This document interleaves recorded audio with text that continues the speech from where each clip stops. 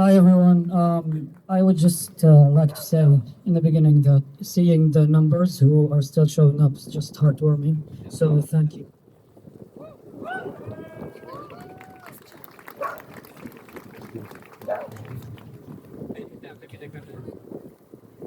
In an instant.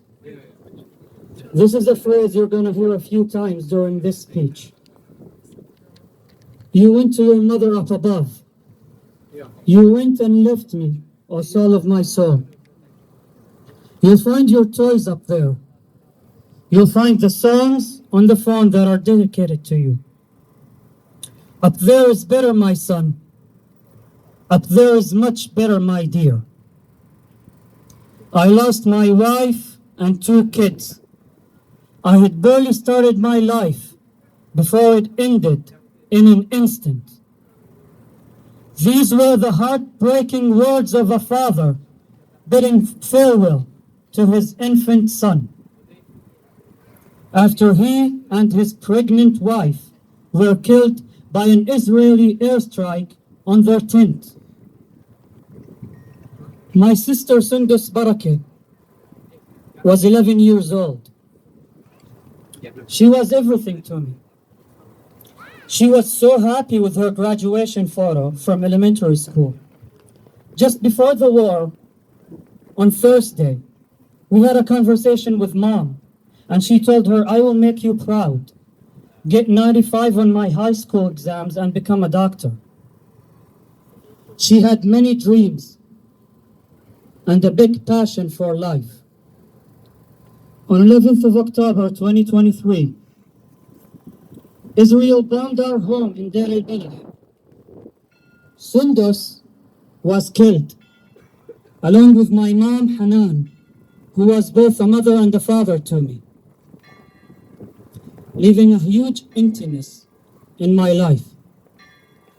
We also lost my grandfather, Jabir Barakeh, my grandmother, Farhane Barakeh, my uncle Shadi, my aunt Maisa, my aunts-in-law Haya and Fadwa, and 5 of my young cousins. Maya, 9 years old. Mary, 6 years old. Muhammad, 11 years old. Safa, 4 years old. And Bayan, 16 years old. In an instant, in the blink of an eye, I lost 13 members of my family. They are not just numbers.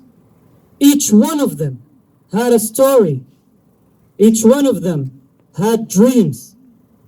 Each one of them had ambitions. But the occupation stole these dreams and destroyed them. This was a letter from Raghat Barakeh, trying to humanize her lost family members. Razan Mhesen, a 6-year-old child from Ash-Shuja'iyya, however, had a different tragic story. She was a sweet and lovely little girl. She was deeply attached to her father. And she was in perfect health with no illnesses before the war. But then she suddenly started to experience hair loss, weight loss, skin ulcers, and other chronic health issues. She was diagnosed with severe malnutrition. After months and months of appeals to the World Health Organization approved her treatment abroad.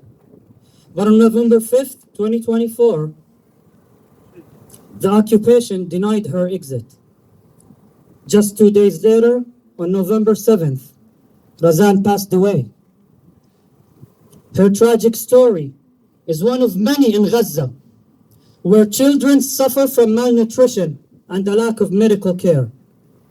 The world watches in silence as missile after missile drops on the heads of children. They stay silent as the children who aren't killed by bombs are killed of starvation. Shame! The politicians in the Czech Republic who claim to uphold democracy and advocate for human rights vote against a ceasefire.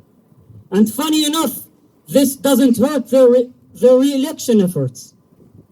I hear many people who say, well, the Palestinians elected Hamas, therefore they are legitimate targets.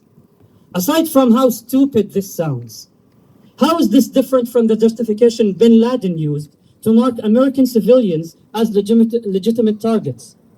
Or is it only horrifying and bad when civilians aren't colored or Muslim? The Czech government is a staunch supporter of Israel. Maybe I should remind them of the Nazi massacres in Lidice, how the Nazis justified razing an entire village to the ground by claiming the civilians helped the resistance. Doesn't that sound familiar? How long are we going to stand by as child after child is incinerated? We urge the Czech government to cut diplomatic relations with the State of Israel until its ICC wanted prime minister is held accountable for his crimes against humanity. We urge the EU to stand by its claimed values and hold Israel accountable to the atrocities it has and is committing against an entire people.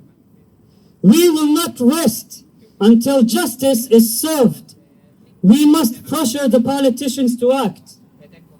This has to stop, and you can play a role in it too. Send your politicians emails, letters, all at once.